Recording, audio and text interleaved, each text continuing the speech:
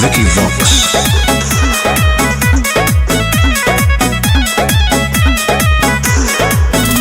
तू काले बसादी में दहेजे जानो पलंग तो सस्ता किया के गोदरे जे जानो बोलो ए तू काले बसादी में दहेजे जानो पलंग तो सस्ता किया के गोदरे जे जानो चाहे बुलेट चाहे कार चढ़ेला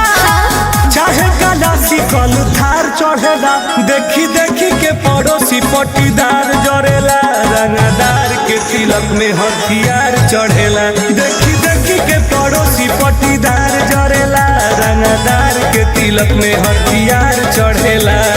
बुझलू हो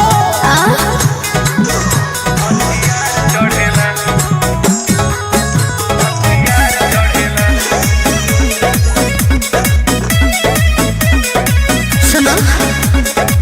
जियला जिंदगी तू अपना जुनून में खाली रंग दरिए भरल बातार खून में तकिया के नीचे लाई फल धके सूती तरतिया कटे सुकून में बुझलू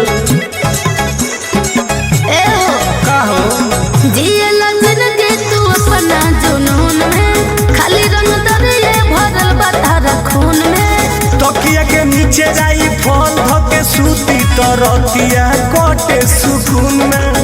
चुप रह दू चार बिगहा पधार चढ़ेला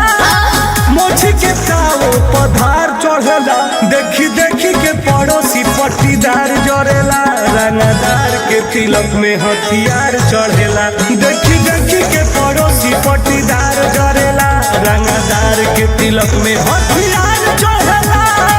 रंगदार के शादी वैसे ही होला हो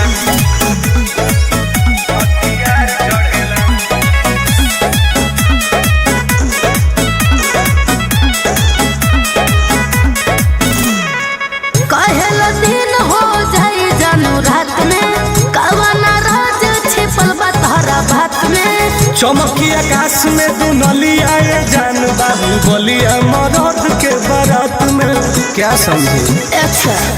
जी सुनो बोल बोल बोल कहेला दिन हो जाए जानू रात में कवना राज छिपल बा तोहरा भात में चमकी आकाश में तू नली आए जान बहु बलिया मरद के बारात में अमेरिका ईरान याद आई लेके राई फल जो भूकार भरेला सुनील टुनटुन जब दुआर चढ़ेला देखी देखी के पड़ोसी पट्टीदार जरेला रंगदार के तिलक में हथियार चढ़ेला देखी देखी के पड़ोसी पट्टीदार जरेला रंगदार के तिलक में हथियार चढ़ेला हाँ तो जानिए चुप रहो।